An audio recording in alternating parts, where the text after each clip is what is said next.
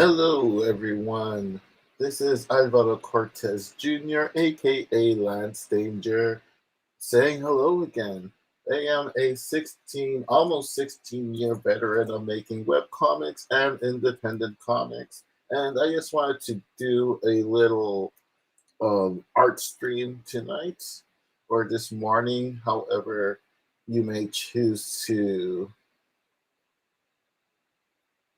believe it is. Let me just go ahead and look up for. It's going to be coloring the same page that I was inking yesterday.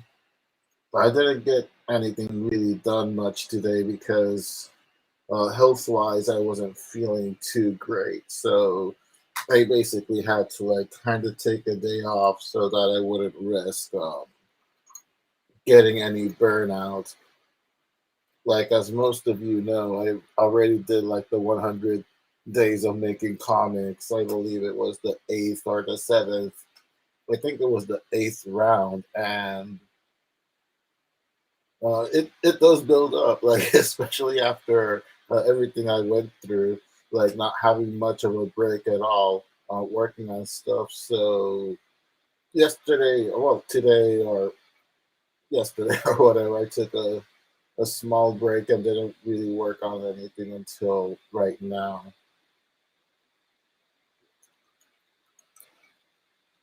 Also, I am celebrating that I'm only 3 subscribers away from 100 subscribers, and I've actually surpassed the 25,000 lifetime views on the channel not too long ago. Like it's been like milestone after milestone the last month or so. Um, which I guess is not too much of a coincidence because I have been updating more consistently over the last couple of months. Um, over a month ago, I said I was going to update every Friday on YouTube, and so far I have. In between the Enter the Danger Zone and the Serene Chaos podcast as well. So I've been updating more consistently on a set schedule on Friday. Now, Hell Beneath You, the making of that comic, The Long Road to Hell, which chronicles the 100 days of making comics that round. That is going up on Wednesday. The first episode went up last week, which chronicles episodes 1 through 7, and of course, tomorrow episode 2 is going to be coming out, which chronicles days 18 through 14. That one, hmm, that one was a very difficult episode to record. Actually, like there was a lot of personal stuff that happened that I really was kind of debating if I should even like include it in the recording or not because it was just a little too personal. It deals with the loss of someone that was important to me, so that's pretty much how the episode starts off. So if you want to watch the videos, if you're going through a rough time or something, just like a small warning, like it does kind of start off on a very sad note.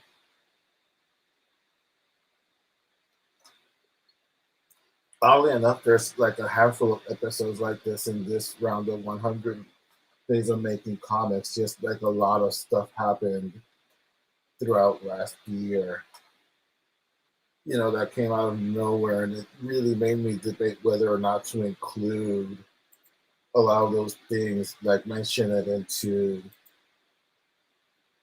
you know, the video, if it was like too much information or something or oversharing. But at the end of the day, I just say that, that's stuff that can happen to everyone. It is part of,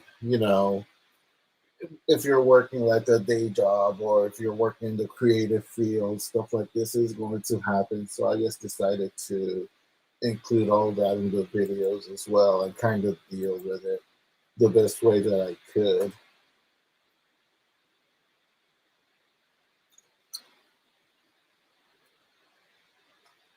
So yeah, Attack on Titan.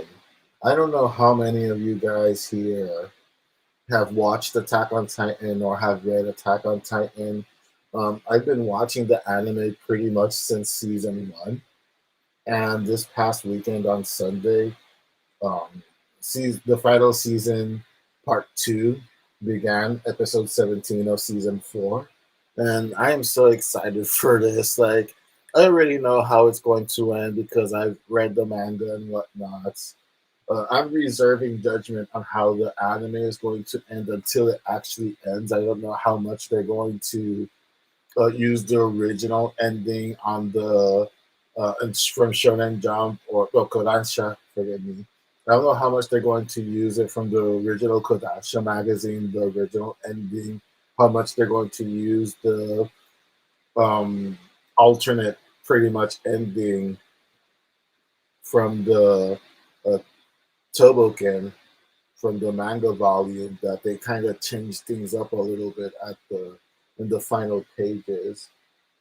Now, I don't know how much they're going to use of either of them, or if they're going to use any of that at all. So I'm going to reserve my judgment on that. At any rate, it can't be more frustrating than Game of Thrones. Though some people say it kind of was.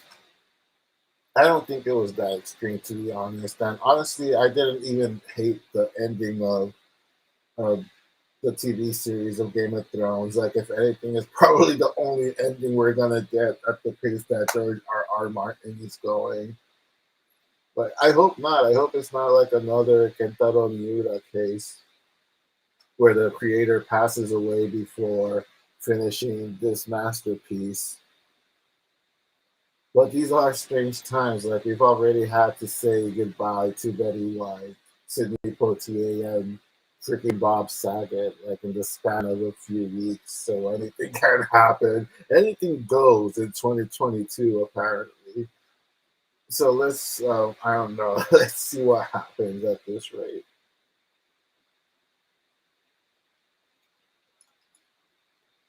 Anywho, back to Attack on Titan.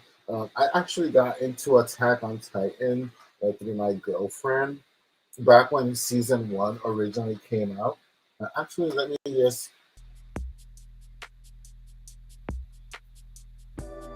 yeah, putting that lo-fi music again from the restream. I actually really enjoyed this lo-fi music that they have here.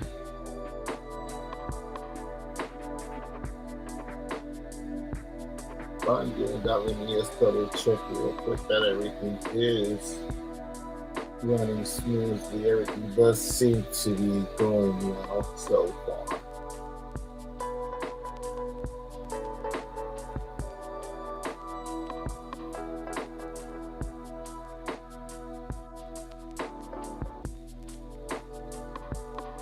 A little echo, but I do hear myself, which is a good sign.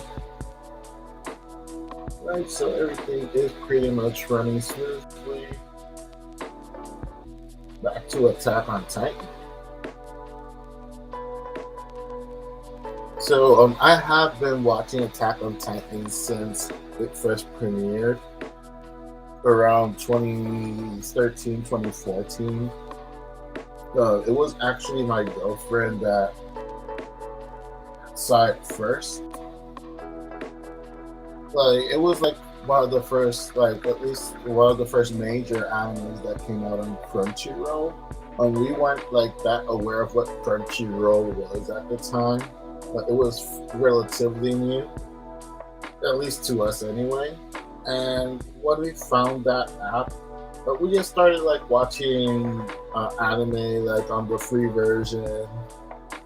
You know, we got curious about some series that were there and some of the older series as well that we used to watch when we were kids, respectively, in our households growing up. So we did start watching that.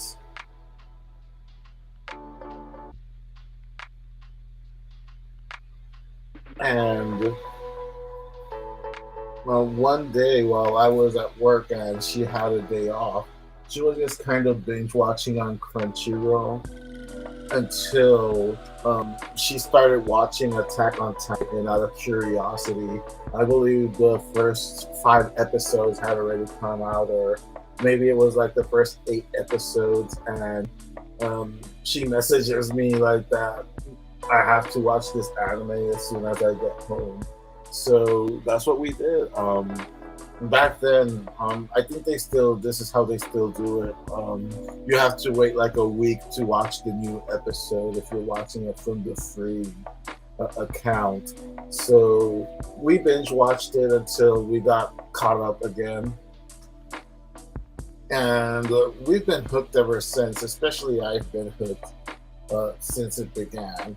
And of course, we went out and started buying the manga and started reading it. So that's pretty much how I got into it. I just loved the fantasy element to it, and to a certain extent, it actually kind of reminded me of Berserk, which is funny because my girlfriend actually had never read or nor watched Berserk at that time. And after we started watching Attack on Titan, and after the first season ended, she still kind of wanted a bit more, especially since the show somehow, reminded her of Game of Thrones as well. Which is true, like it was like very big Game of Thrones vibe, and I hadn't watched much of Game of Thrones up to that point, but actually it was Attack on Titan that got me into Game of Thrones also.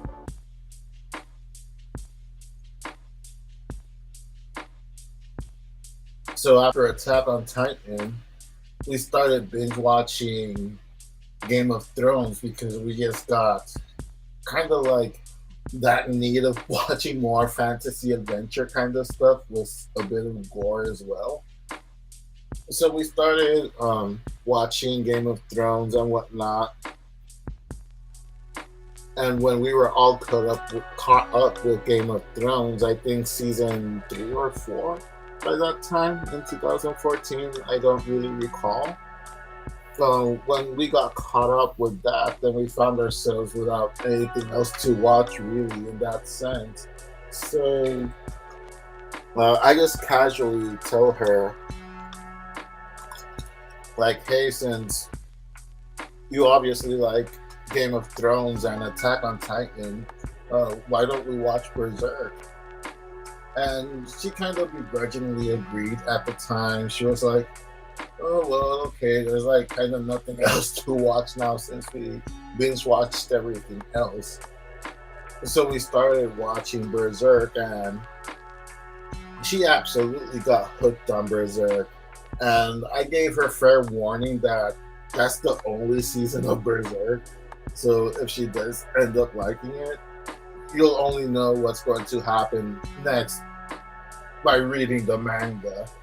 And she was like, okay. Because I think she didn't really have much expectations for it, especially because since I have a more eclectic taste, I guess, than her in that sense that I'm willing to give a new anime or a new show a fair shot. So we started watching Berserk, and by the end of the anime, she's cursing me out because there's no more new episodes, and that's the only season. And if you've watched the original '90s Berserk, you know the cliffhanger it ends on, and just how frustrating it was.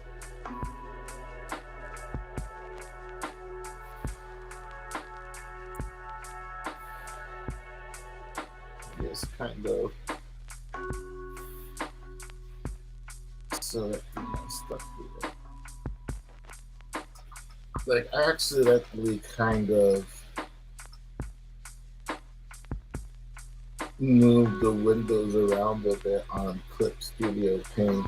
For those curious, what I'm using to do digital art and digital inking and coloring, right now everything is through Clip Studio Paint.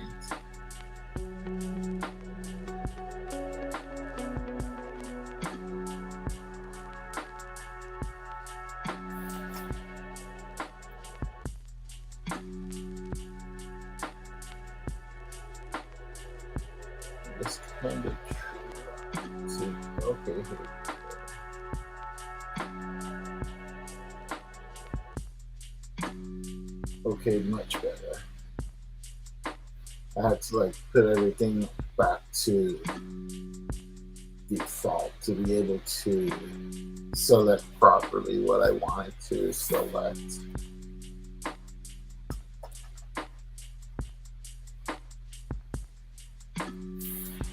All right, so do I think if Attack on Titan is one of the greatest animes or one of the greatest manga ever?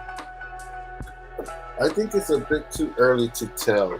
For what I can appreciate, it's definitely kind of like this generation's Neon Genesis Evangelion, which is kind of like the other thing that I kind of saw similar aspects to as well. Like even though Eren isn't as whiny as as Shinji could be, especially in the second season, there were times where I was kind of like, "Shut up and get in the Titan, Eren." And sometimes I would just accidentally go, "Oh, Shinji,"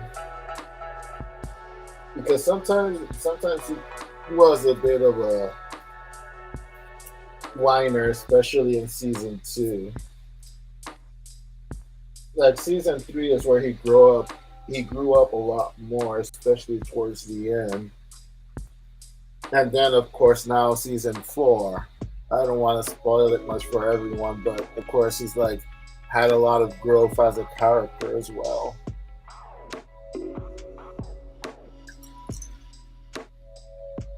So it has been interesting to see the evolution of that character and the surprising lack of evolution of other characters that started so strong. Like it's really kind of a conflicting kind of feeling sometimes for Attack on Titan in that sense.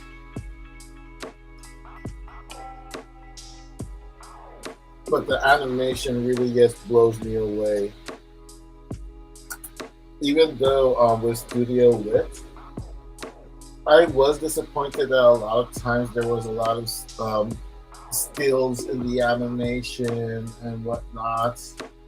But when they would go all out, they would go all out. Like the first round between Levi and the Beast Titan, that was such incredible animation right there.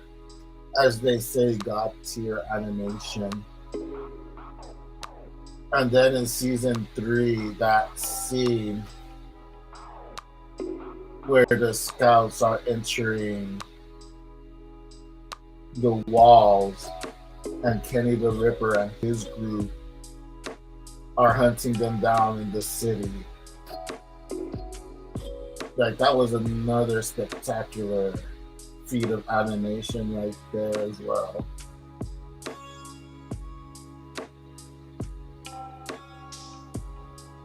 It's funny because I actually saw the season 3 premiere in a movie theater.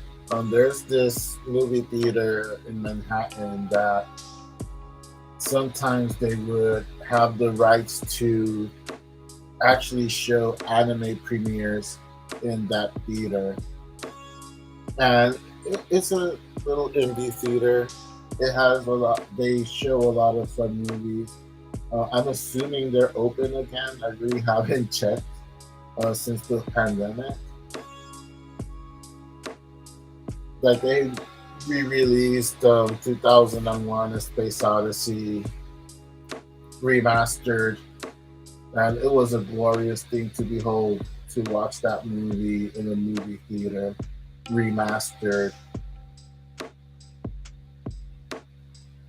And we've seen other anime movies there as well. And for Attack on Titan, what they did is that they, before the season 3 premiere, they gave the movie, which was basically a recap of the first 2 seasons, really, in 2 hours. And at the end of that, that's when they premiered the first episode of season 3. So they kind of catch you up and throw you right into season three. That was like even before it premiered anywhere else in the US at the time. So that was really cool. Like it was very interesting to actually watch Attack on Titan with a group of people like that in the theater. It was kind of annoying at times, truth be told, because a lot of the fans that were there were very, very vocal, and they would get very loud during the screening, especially when the season three premiere started. Like when Kenny the Ripper came out for the first time, there was this one girl that was screaming to the top of her lungs. Like everybody had no choice but to just laugh when that happened.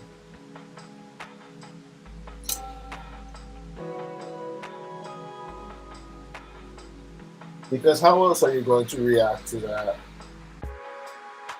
She was embarrassed afterwards, though. Like I guess she didn't realize that she had screamed, or at least screamed as loud as she did, because like the whole theater that was like talking, buzzing about everything that's happening, and then it's like stone cold silence after that one yell when Kenny the Ripper appears on screen. It was something. It was definitely an experience. I don't know if I would want to experience something like that again, but it was interesting to say the least. I don't know if there's any other like anime premiere that I would like to see in a theater if it would happen again. Like I really wanted to see the Macross Plus movie edition that they were doing the re-release. Well, the release for the first time in U.S. theaters. Of course, Macross Plus, a classic Robotech anime OVA that came out in the 90s. Really influenced a lot of artists as well. I know that Humberto Ramos said once in an interview that one of the most influential things in his artwork was Macross Plus. I really wanted to see that in the theater, but I misread the fine print and it was a one night only event, so I missed out on it by a day. I was pretty sad after that. Like when they announced the new Rurouni Kenshin series, if they do like a US premiere in the theaters, I actually wouldn't mind seeing it, but I really doubt that after the whole controversy with Nobuhiro Watsuki, I doubt they would make a US premiere of the new Rurouni Kenshin that they're going to be making.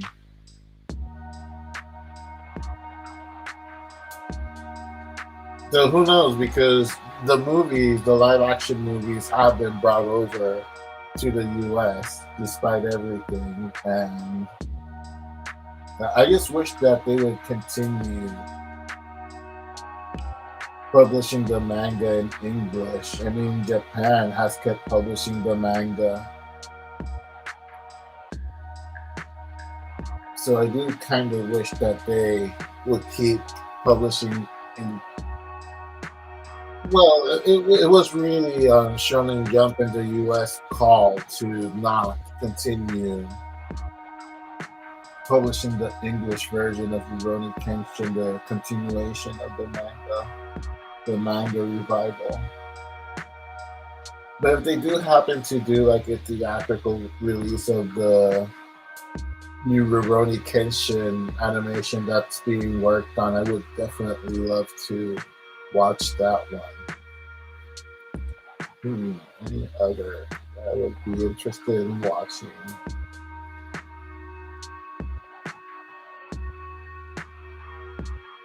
If by any chance Garegano, also known as His and Her Circumstances, ever gets redone or something, I would definitely love to watch that with everything. But that's just wishful thinking.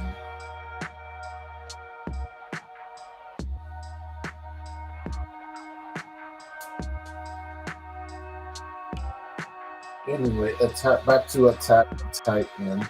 It really, really does depend on how the ending is going to be handled.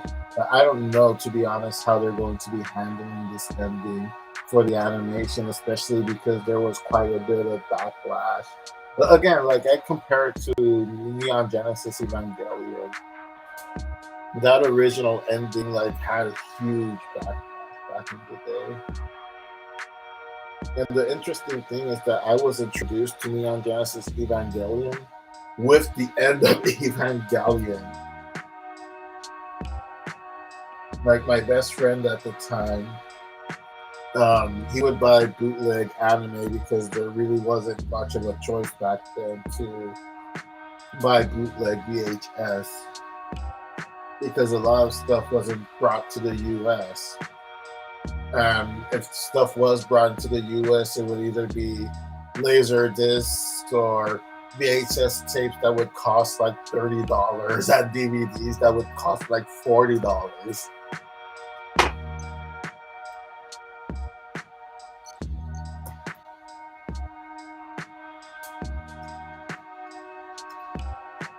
So it was more out of necessity in that sense that we would have to, or at least he would get the bootlegs, and a lot of times he would pass it on to me so I could watch them if he thought it would be something that would be interesting to me. Oddly enough, that's how I got introduced to Berserk as well.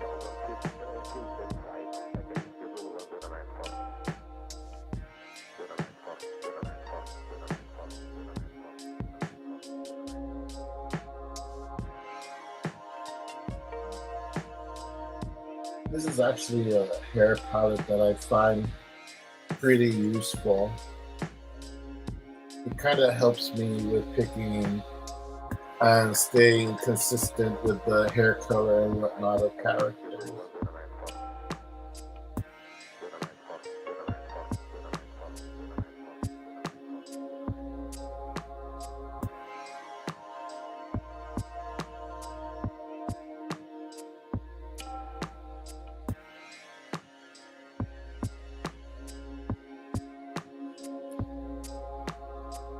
Going back to Evangelion, my introduction to Evangelion was actually End of Evangelion.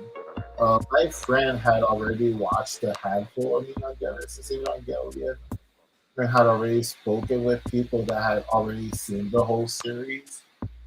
So he kind of knew what he was getting into. And he too was kind of disappointed by End of Evangelion. But I had no frame of reference when I watched it for the first time. So I thought it was cool as hell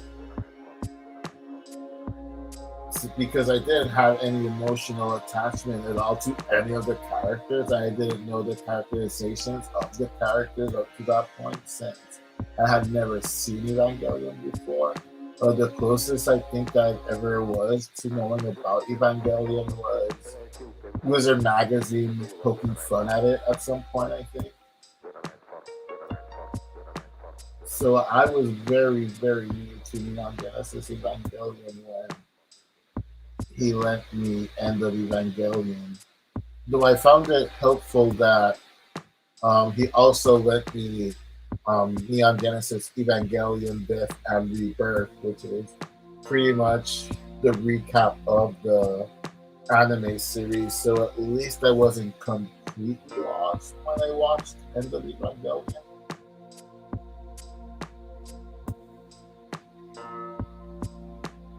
And actually, since I didn't really know the order that I was supposed to go, I actually watched End of Evangelion first, and then I actually watched Death and Rebirth. It actually helped me. It actually helped inspire um, changing the story for Delta Task Force 6.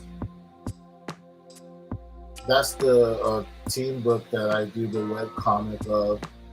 That's very delayed since forever. chapter two gets started like last year or something like that. I have to check that out.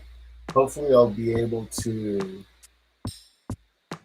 produce it more frequently this year since I've been doing, a restructuring of how to pace myself with updating webcomics and such.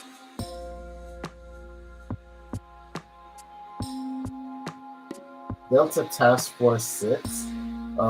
Actually, it used to be called Ultra Force, believe it or not. When I first created that team, I was in eighth grade. It was like almost a year before I actually created Warlord when I was in middle school. And Ultra Force was kind of like my X-Men in a sense. Because like by the time I was 13, 14 years old, I already had like my whole universe of characters. Warlord, of course, was kind of like my 90s The Ray, 90s Green Lantern, Cal Rayner, 90s Flash, Wally West. That was kind of like my character for Fred Peterson, the Mighty Warlord. One of his best friends, John, Rising Star in the webcomic, also had a team back then when I was a kid, and I created those characters. Actually, his best friend, John, I created long before I created Warlord. So John and the team that he would lead called Danger Zone. So yeah, I've been doing this whole Danger Zone crap since I've been in middle school. How I even came up with all that, I really don't know. It probably was because of Kenny Loggins or something. The Top Gun song, Highway to the Danger Zone. It probably was because of that. But yeah, that comic book team that I created, Danger Zone, was kind of like my Teen Titans mixed with like G-Force, Battle of the Planets, Voltron. That was kind of like the flavor that comic had. And Ultra Force was more like the X-Men. Except that a few years later, there eventually would be an Ultra Force comic, which came out through, God, I'm blanking out on Ultraverse, which was like when, that those comics like Hard Case, Prime, Pumpkin Lord. Was it Pumpkin Lord? Something like that.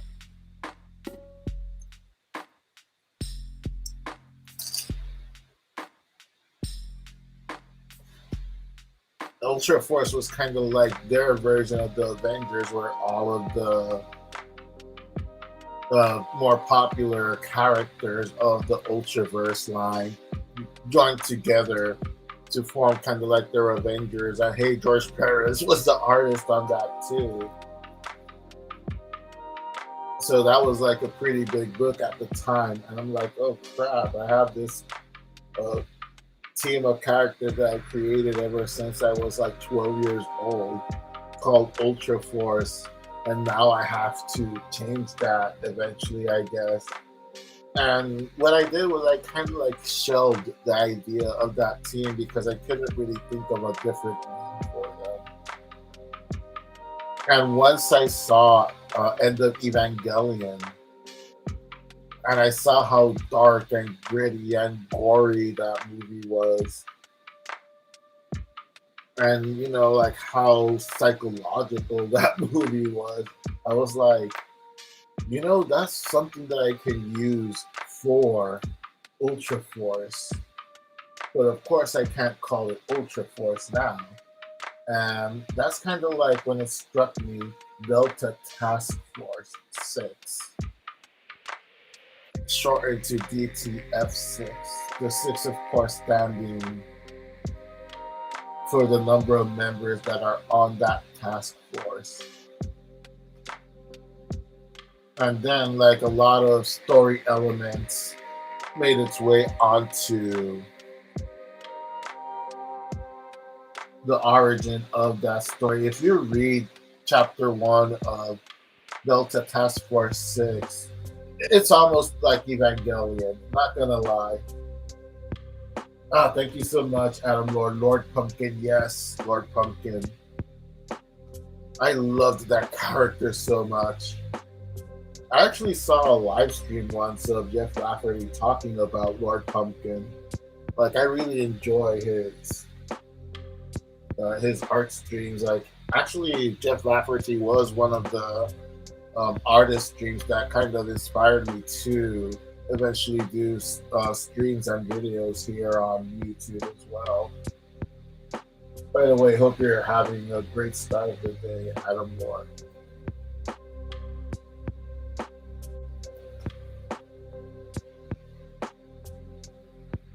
Like, one of my best friends, Manuel Carmona, he's the other part of Truthful Comics. He actually was lucky enough to find a comic book bin that had a bunch of Lord Pumpkin stuff.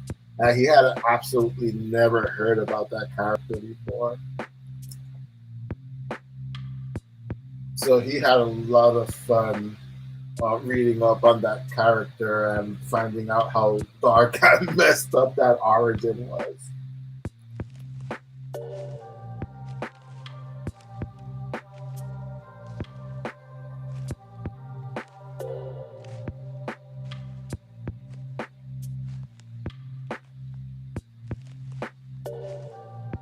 So that definitely like kind of helped trigger like that inspiration for DTF6. Let me just kind of look it up real quick. But I can't wait to start working on this webcomic again. Like, it's definitely like one of the more experimental comics as well. Just kind of show that one real quick.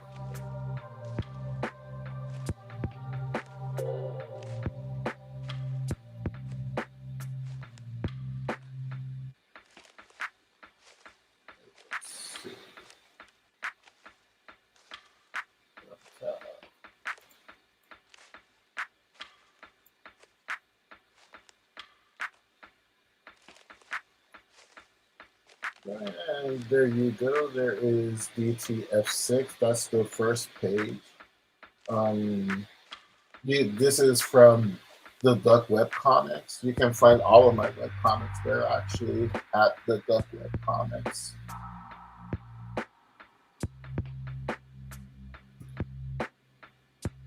So this is kind of like an ad for it because there's actually two versions of DTF6 over there at the Duck Web Comics. It's also at www.truthfulcomics.com and on my website as well, artofalvaro.com.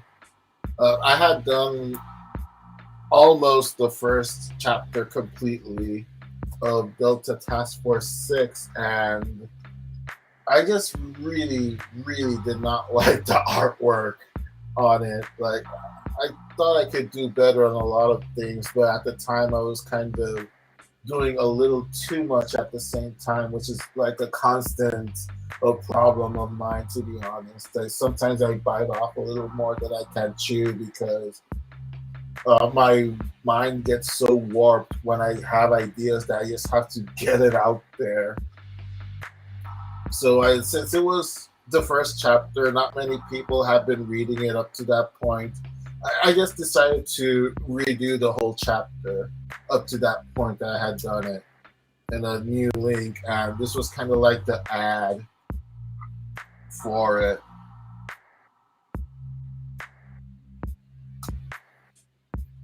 And this is just like the intro to, like, I wanted to give it like a very movie or anime intro to it. I didn't even have like a cover come out just yet when I started putting up the pages. I just started with page one and then did like a credits page. Artificium Press was the um, union of artists that we banded together to kind of do this imprint. It fell apart like a few weeks later. Perspective Arts, that's always been kind of like my little corner of all my creations. And it starts like kind of like a horror movie almost because there are a lot of horror elements. And this is finally like the kind of chapter cover and whatnot. And the title page. The comic is not in Spanish. I just did like I just do the titles in Spanish based on the poet actually. I believe he was Colombian. I don't know. I'm blanking out a lot right now. I just do like a lot of experimental stuff here. Like depending on the setting is going to be in black and white.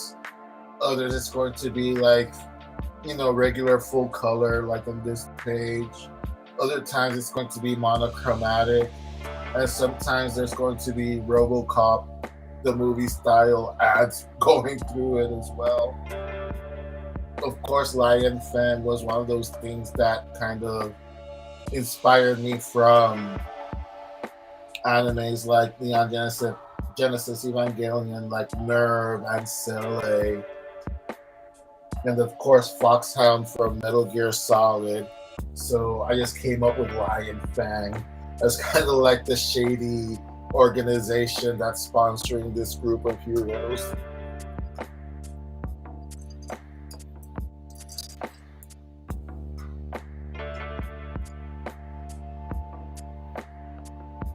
I was actually kind of proud of this page at the time. Now let me just like kind of skip ahead. This is actually one of my favorite pages in the chapter as well.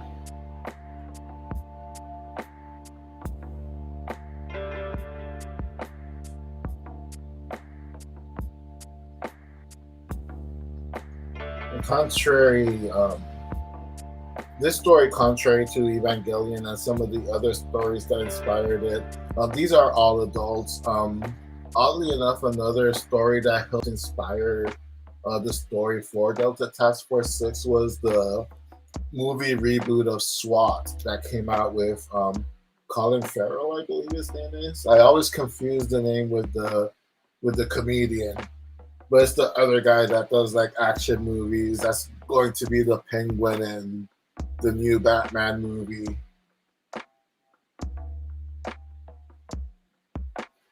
So that's pretty much Delta Task Force 6. Again, if anybody is interested in reading it, you can go to the Duck Web Comics, do a search for DTF6. There's two of them, like the one that has the most recent date on it. Like I believe it was like February to 2021 or something was the last update. That's the one that is the latest one that I did and not the original. Yeah, February 2021. That was the last update on this one. I had just started chapter 2 when a lot of things started going down last year. But I will be continuing that webcomic soon. Or if you just want to find it easier, just go to www.truthfulcomics.com. There's the webcomics tab. You can find all the webcomics that we've done there and check it from there. Also, you can go to artofalvaro.com. There's also a webcomic tab there as well, and you can definitely check that out there too. Yeah, that's what happens when you start talking about Attack on Titan. You start going down that rabbit hole of what inspired this and that, and good geeky talk, I guess. That or weed talk, I don't know.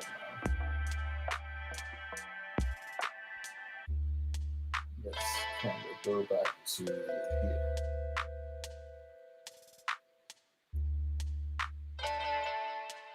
Like, I do feel happy that I've been navigating through these pages on Windows a lot more efficiently, because that's the problem when I started live streaming with Restream for the first time, like maybe 4 months ago, 5 months ago. I would like stream like maybe once every 2 weeks or once every month, and by the time that I stopped streaming and I came back, a lot of things had changed in the interface, like new features or features that were in one place were moved to another. So it was like a constant looking around while I was live streaming.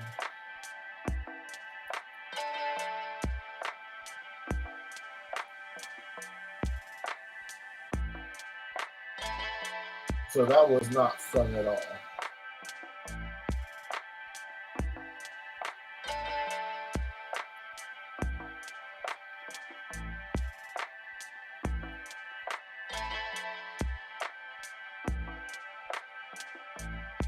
And for anybody wondering, this is a handy guide for hair colors that you can use to just kind of keep the coloring consistent for character. Of course, depending on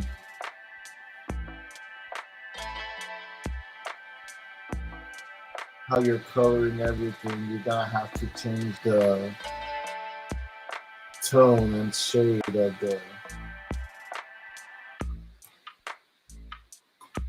the actual color, so it doesn't get lost in the background or any other similar color.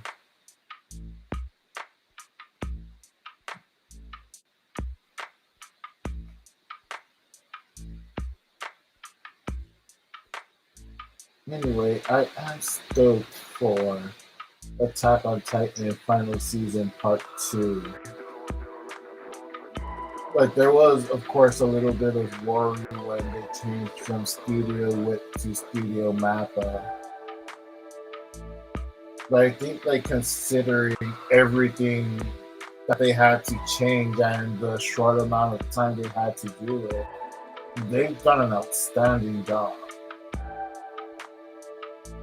Like, people talk a lot lately, especially with like all the hours that animators have to crunch in there to get animes produced.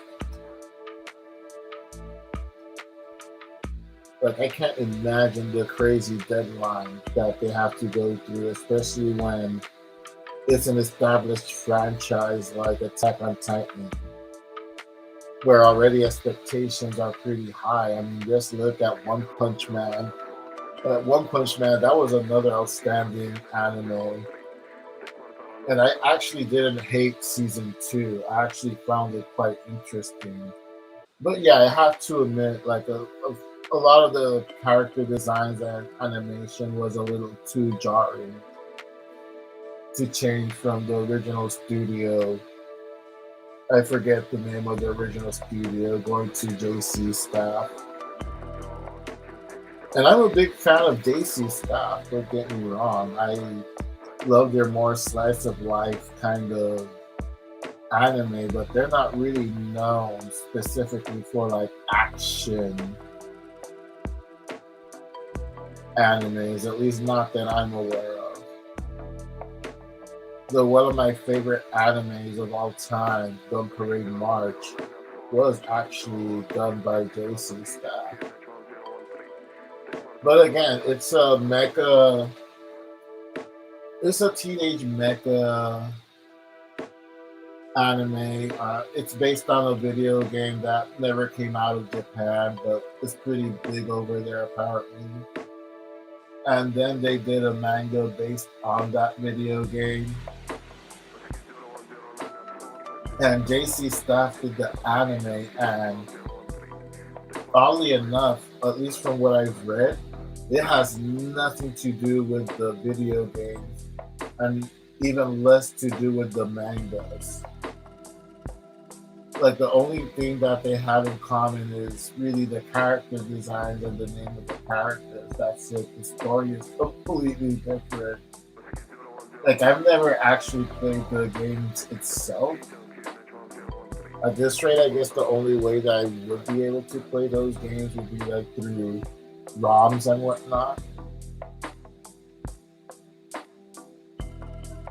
But from what I've read about the story for the Gun Parade March video game, it's kind of like your typical teenage mech action video game fighting against aliens and whatnot, and the characters themselves had little to no development really, or even personalities. And then the manga was commissioned, and I actually have the three volume manga of the Parade March. I was actually able to buy it long after I had watched the anime. The manga, they definitely gave more of a personality, from what I understand, to the characters, and more of a story and a backdrop to the character compared to the video game. But it was very weird because there were times that it was super dark and times where it was super ridiculous. Like it was kind of like disproportionate almost in that sense. But I still enjoyed it for what it was though, but it was a weird comic, weird manga to read.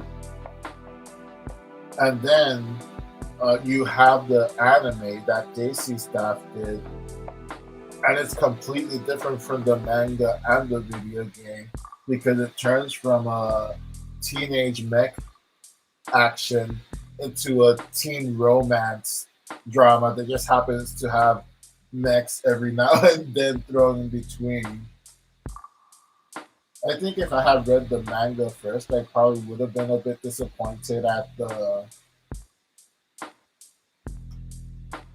anime. But since I saw the anime first, I actually really enjoyed the anime. It's one of my all-time favorite animes, actually, even with all its flaws. But I'm kind of a sucker for those kind of stories anyway.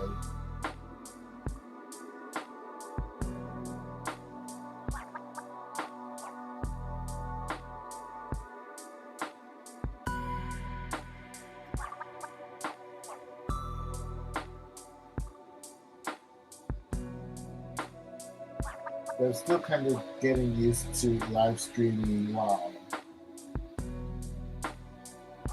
while doing art like this. It's very cathartic in a way, at least to me personally.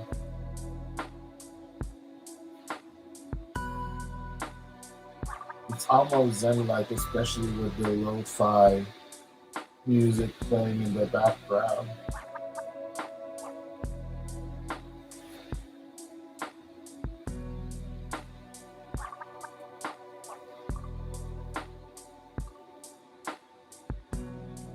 Actually, a lot of the artwork from the Gun Parade March manga really inspired the chapters of Fred Peterson, the Mighty Warlord, the early chapters.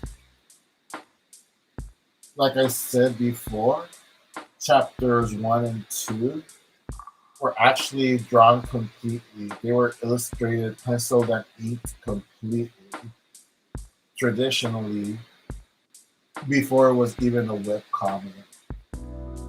Like I had done those pages around 2002, 2003. I was in a relationship with my then fiance back then at the time, and webcomics really wasn't a thing back then, or they were at least just starting, and I wasn't aware of them just yet. and for all intents and purposes, I was going to publish the comic book traditionally, self-publish it anyway. At that time, I had been in forums and Yahoo groups. If anyone remembers or even knows what Yahoo groups are, that were about Puerto Rican comics. I was living in Puerto Rico at the time.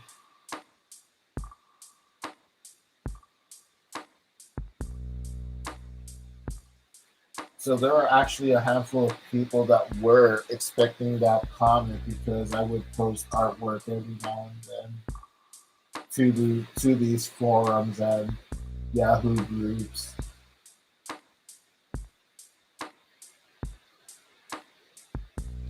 And then I decided to do a prologue because I felt like I needed to flesh out the characters a little bit more.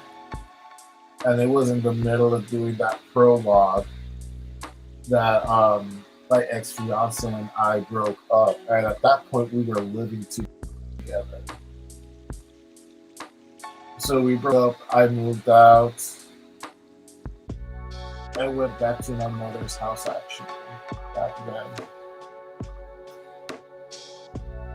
And I was kind of at a crossroads because I had all these pages of artwork and I wasn't sure what I was going to do with them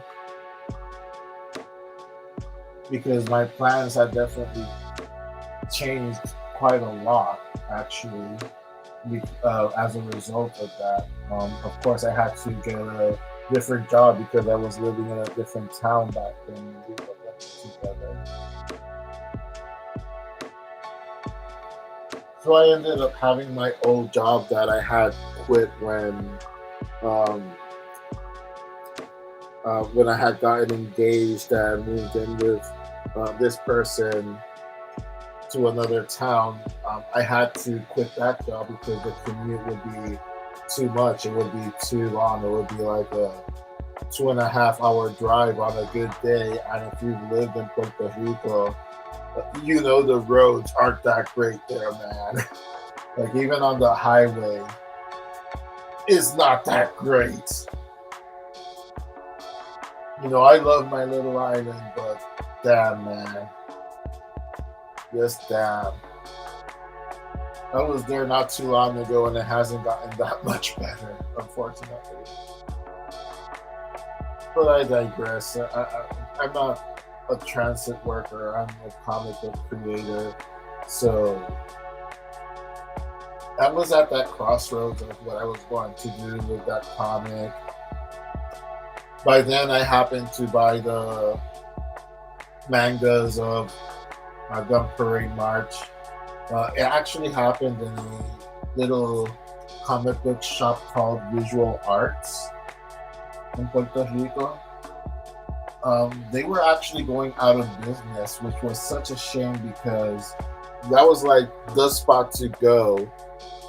In Puerto Rico, like the staple is Metro Comics. That's like the only comic book shop in the entire island that has survived since it opened up until now. Like that is kind of like the standard of comic book shops in Puerto Rico. And Visual Arts was pretty much its closest competition at the time. It was owned by this French man that was living in Puerto Rico. He had gotten married there, had his kids there. He had actually put his kid through college thanks to that shop. And of course, since he was European, he had all these European sensibilities of bringing the more eclectic, exotic, cult kind of comics from Europe as well. And he had like a bootleg anime video club there as well. So you can actually buy comics and rent anime bootlegs in that shop. And not just like anime, but like Japanese movies, martial arts movies, European movies that he would just have um, all these bootleg movies of. It was actually very fun. I loved that store so much. And by the time the US had actually released the original Gun Parade March mangas, the shop was going out of business. So I actually got those 3 volumes of the, well, I got 2 of the mangas on sale. The last one had not come out at that point when the shop was going out of business. So it took years for me to actually find that final volume. But with the first 2 volumes, that really inspired me to continue working on my comic book. And at the time that I got those volumes of Gun Parade March, that's when I was introduced to webcomics. I was just browsing the internet for kind of alternative ways and the cheapest ways to self publish your comic. And that's when I found out about webcomics. The first webcomics I ever read was Girl Genius by the Folios, um, Inverloch by Sarah Ellerton, Earth Song. Unfortunately, I don't remember the creator's name of Earth Song, or I think that was the name of the webcomic, Earth Song, something like that. And I was just enamored by webcomics, and that's when I did the Mighty Warlord webisodes, kind of like as a test to see how it would um, be accepted into webcomics and whatnot. But that's like a whole other topic altogether. Again, like anime does create that radical into these conversations.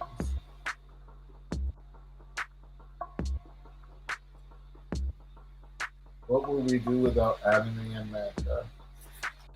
I'm telling you, this generation has it so much easier than Generation X in that sense. If you were a nerd, like Generation X was still like the generation that would be looked down upon and be bullied if you were a nerd and into geek culture.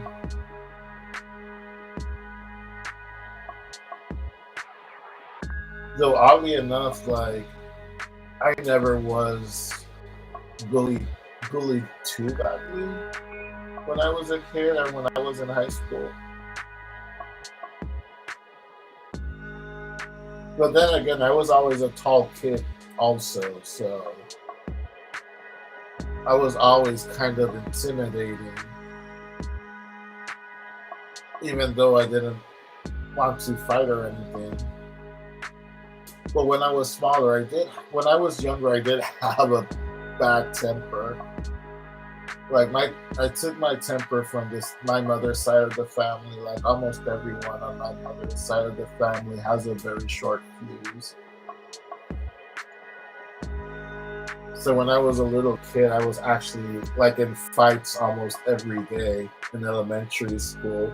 Like the only thing that saved my ass from not being expelled or transferred to a different school when I was in elementary school was that I was an honor student at the same time. If it weren't for the fact that I was an honor student and a lot of the teachers really liked me, I would have been kicked out of that school so quickly.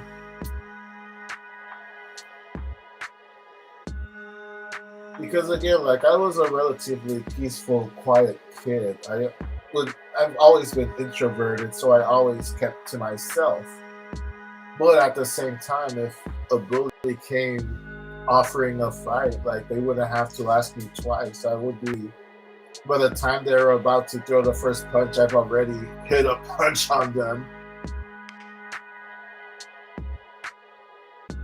So I guess like that's like one of the things that also helped me not be bullied as much as I probably could have been when I was a kid.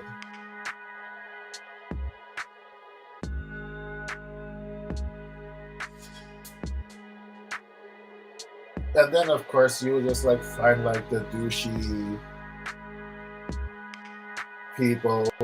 Like going back to anime and talking about Berserk, there was when I was in that relationship with my ex fiance. I was training in a new job when in the town that I had moved into, and during the training, like you always kind of see different people from different backgrounds and whatnot. And I've always been myself, like the same way that I'm talking here. I've always talked one on one or two or three people at a time. Like I've always been kind of like what you see is what you get. So there was this one guy in the training for that job that was always kind of like wanted to be like the pretty boy of the group, but he was such a try hard that kind of nobody wanted to talk with him because he just came off as so arrogant. And of course, I was probably the one that spoke the most to him because I didn't care. Like anyone that starts talking with me, I'll just talk back. And one day, I'm just in the break room and I'm reading comics. And he comes into the break room also, and it was just the two of us. And he just looks at me and he's like, "Man, you're reading comics here? Like, I mean, no offense, I like comics too, actually, but you wouldn't catch me dead reading comics in public because what are people gonna think? People are gonna think you're just a little kid if you're reading comics in public." And I'm just like, well, I let them think whatever they want to think. I don't care. I'm just here reading my comics. And of course, like he's trying to convince me to put my comics away. And at that moment, other coworkers that were on the training, they were making their way into the break room as well. And he sees them. He actually kind of starts sitting away from me. And one of my coworkers at the time actually saw me with a comic in hand, and he was like, "Dude, are you reading a comic book?" And I'm like, "Yep, yes I am. Indeed, I'm reading a comic book." And I'm kind of like bracing myself for whatever they might say. And he just starts talking like, "Oh my goodness, I haven't seen a comic book in so long. I used to love these, man. What are you reading?" And I'm like explaining the comic. I believe I was reading an old issue of Battle Chasers at the time. And then like one of the coworkers, she started talking to me about comics also, that she was into comics when she was younger. And she was kind of like one of the um, co-workers that a lot of my male co-workers had a crush on, especially the guy that was trying hard to be like the pretty boy of the group. So of course, like when they're like talking about comics and we're all talking about comics, then the obnoxious guy sits next to me again, and he's like, "Yes, I love comics too. I still have my comic book collection." And everyone in the break room kind of just like looks at him, and they completely ignore him and they keep talking to me.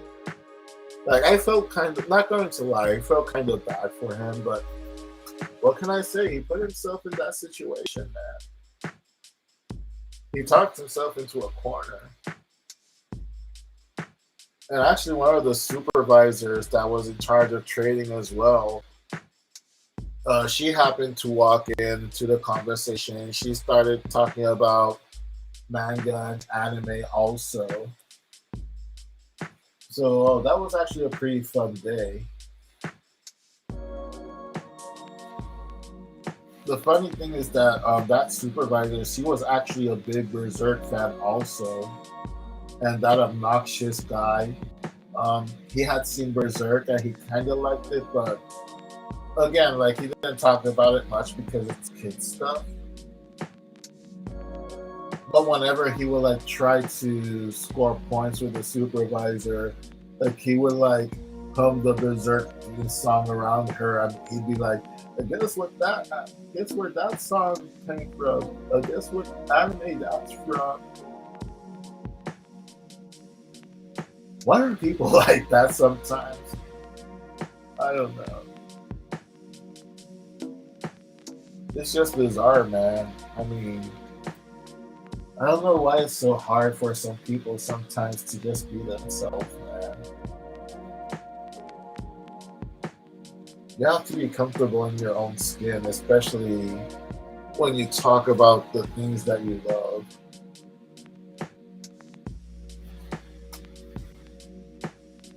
Because who cares in the end what other people think and their opinion of you?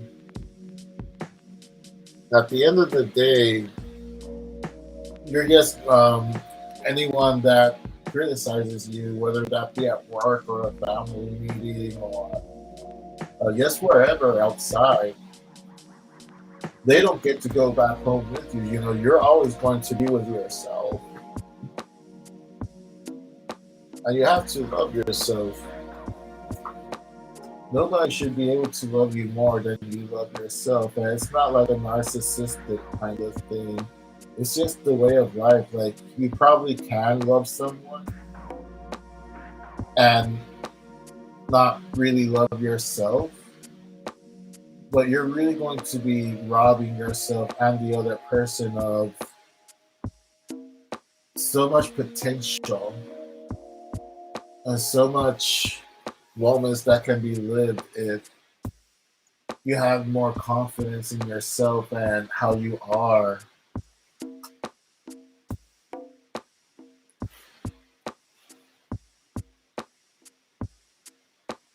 Yeah, I guess it's like the philosophical more portion of the live stream. I'm sorry if this is kind of cringe. Actually, I'm not sorry. I take that back. Like, I never apologize for who I am, whether that be cringe or cool or obnoxious or boring. It's all in the name of fun. It's all in the name of self expression. And I'm not even drinking alcohol tonight.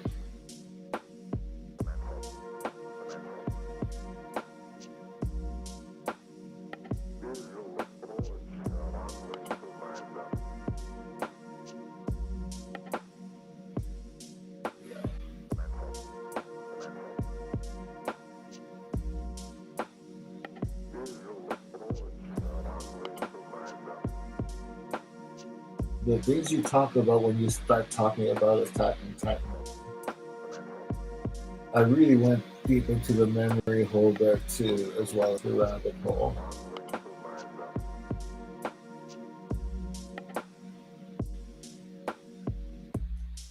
Like if you watch the replay or something, it would be cool if you comment down below what some of your favorite manga and animes are. And if you're a creative, what anime and what manga helps inspire your work, if any.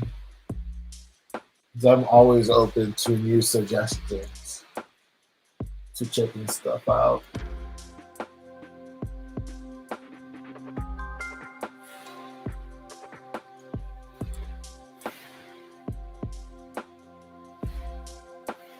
Kind of to like put an end to the earlier story of Gunpei March and the manga that I bought.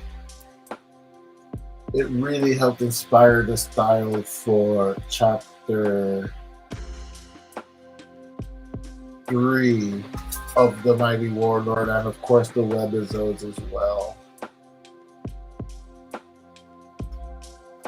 Like those chapters were a lot of fun to do because it was so different to what my usual style was at the time as well. And again, I'm not a stranger to experimenting. I'm always open to experiment with different styles. Like if you read Fred Pearson, The Mighty Warlord from the beginning till now, pretty much every story arc has a bit of a different feel to it. And a lot of also, from the style decision of the line work to the designs of the characters that changed slightly as well. Like Jane, for example, she had long hair all throughout book one, which is, the prologue, of course, going all the way up until chapter 11 and the epilogue. And then chapter 12 onwards,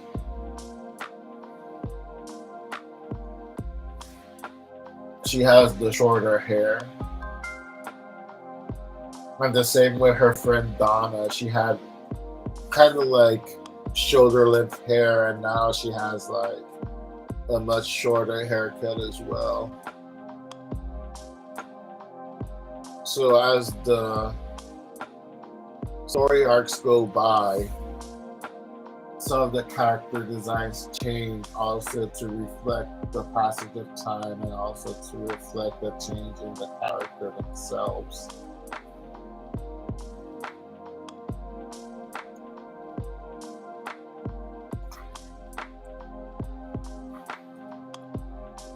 I always have that habit of saving after every little bit, just in case. You never know if something's going to crash.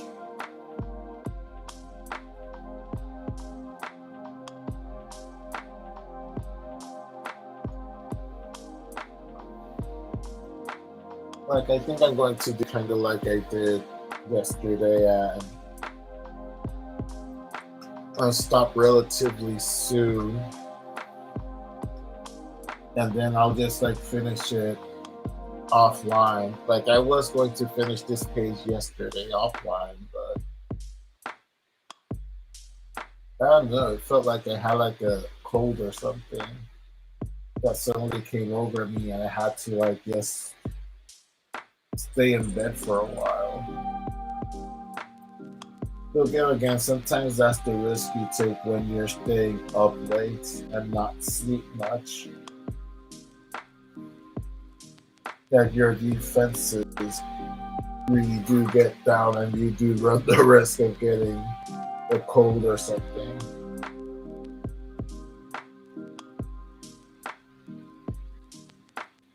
Especially with all the physical illness that I had last year.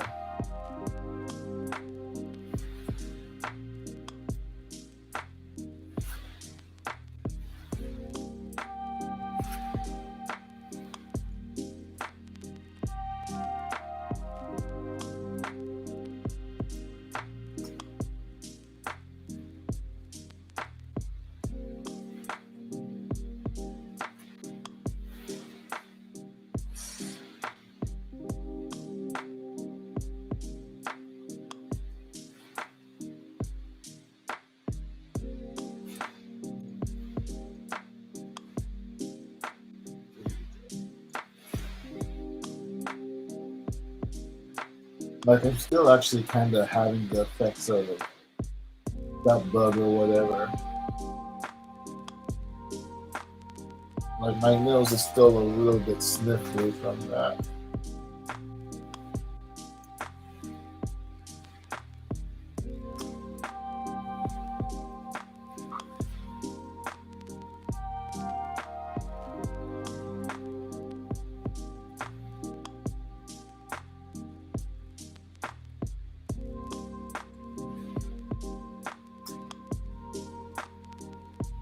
Speaking of Katagama earlier, His and Her Circumstances, that's another big manga and anime that helped inspire a lot of my work as well. To this day, I still read the manga. It wasn't until I moved back to New York that I actually was able to get the entire manga collection of His and Her Circumstances.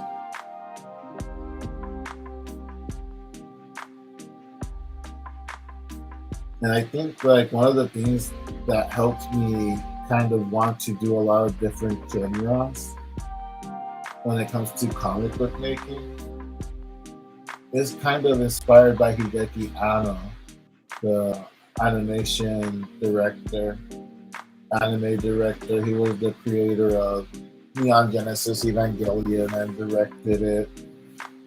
He actually directed the first, I believe, 13 episodes of the anime adaptation of Garetano, His and Her Circumstances.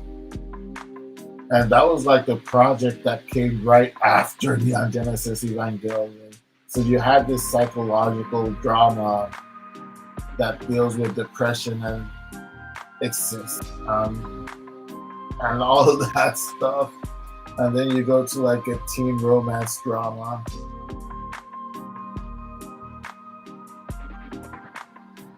That there's versatility right there.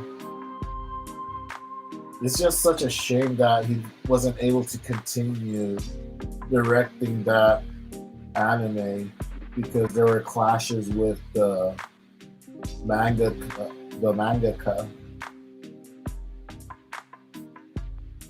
And it was the first anime that Studio Gainax was doing that was not like an in-house project. Because Gainax pretty much just did their own anime, their own stories in-house. They didn't adapt like other creators,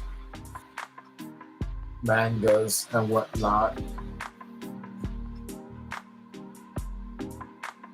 It's really a shame because the big fight over His and Her Circumstances is that the manga itself started off very light and the story was very comedic in nature. But as the story progressed, it kept getting more serious and actually had very dark elements to it. Surprisingly dark elements compared to how lighthearted the story started off from. And Hideaki Anno, he started adapting the manga, and it was like almost a page by page adaptation, like one of the most truthful adaptations I've seen from a manga to an anime.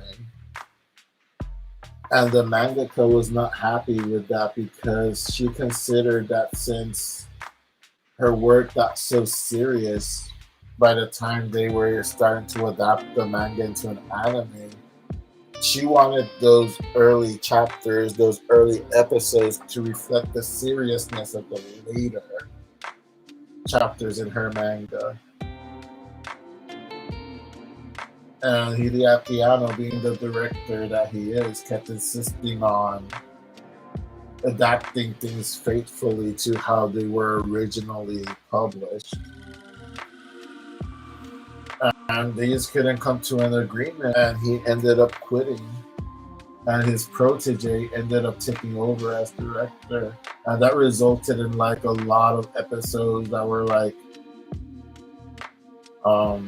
filler episodes that were like not flashbacks, but kind of like recaps and whatnot. And of course, the budget also went down the drain too many times, so they would have to like do a lot of experimental stuff as well.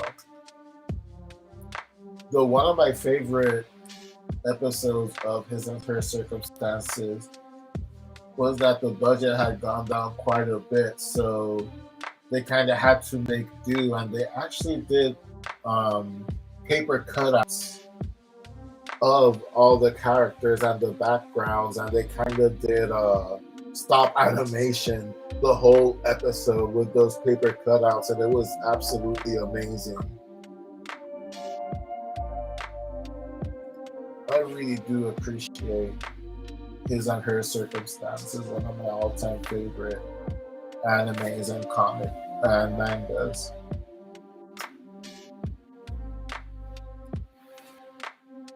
I think I'm just going to lay the skin tone for Jane here, and once I finish that, I think I'm just going to call it a day. I do have a pretty packed day ahead of me today, but hopefully I'll be able to finish this page before tomorrow. I do want to start updating Warlord regularly again, and as I said, it's going to be a page a week.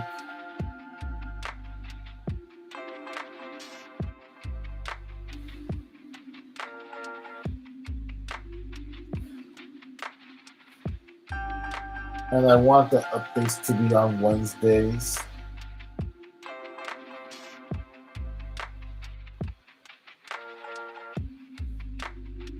So hopefully I will be having this page done by Wednesday.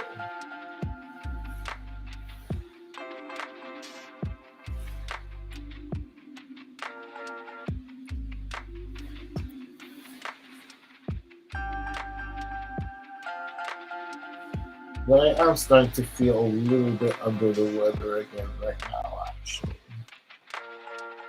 Like, I don't know if you guys can tell by the sound of my voice. It's probably getting a lot more nasal because my nose is starting to get really stuffy right now again. And it's kind of making my head swim a little bit. So I probably am going to stop this in quite soon. Like, I'm, as you can just like making mistake after mistake here. But thank goodness for the undo button.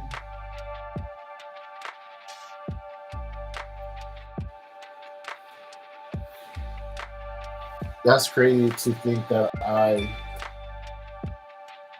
penciled those first chapters of Warlord traditionally.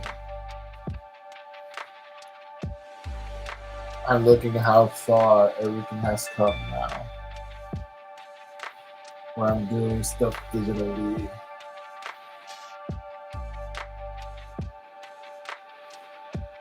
Like, I know I've said this before, but if you're doing your own creation, or if you're on on the fence about doing your own creation, just hop in and do it. Like, it's going to be hard at times, not going to lie. It's definitely going to be hard at times, but if this is something that you're passionate about, if this is something that we want to do, don't rob the world of your creativity. Unless it's something that affects your mental health or affects you physically, I say go for it.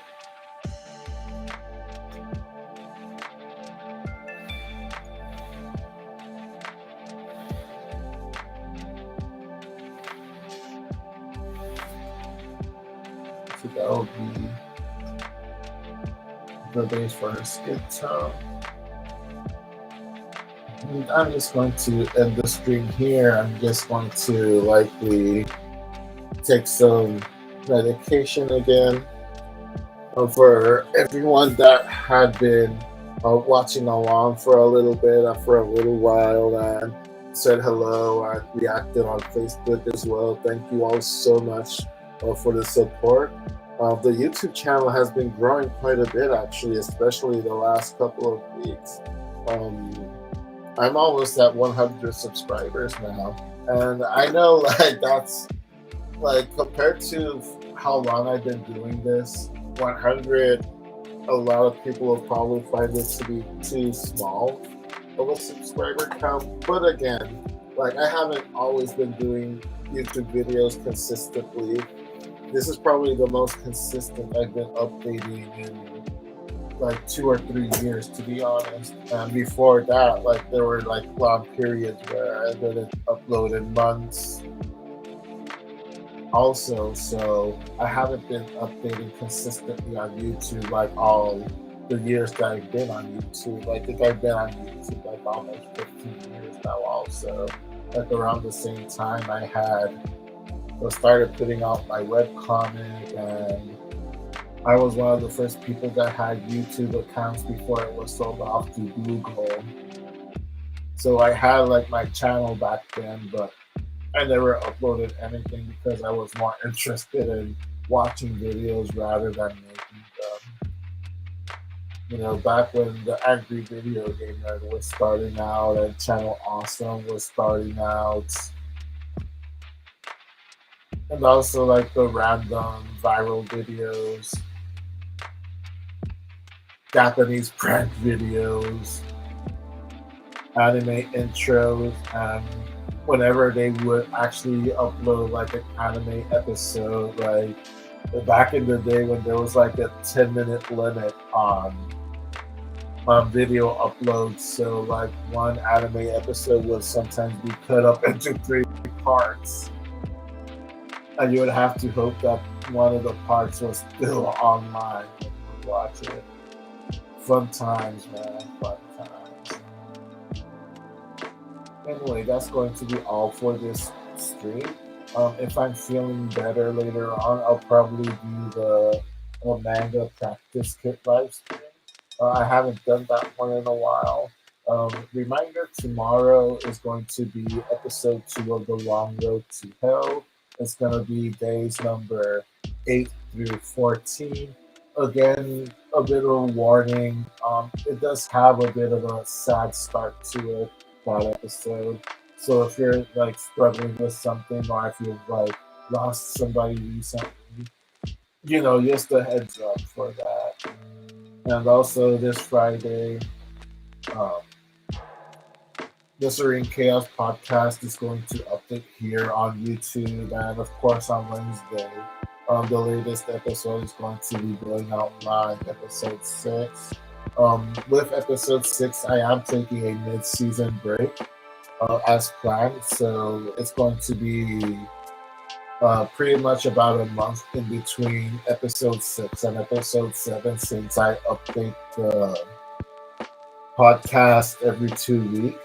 And after that short break, it's going to be business as usual up until episode 12, which will be kind of like the season finale of the podcast. And we'll see where we take it from there. If more people would like more podcasts, if you guys want more streaming, if you want more Danger Zone, um, let me know, and I'll go according to what you guys want, and going according to how I can express myself artistically as well. Anyway, thank you guys for watching. Stay safe and have a great rest of the week. And I will see you when I see you.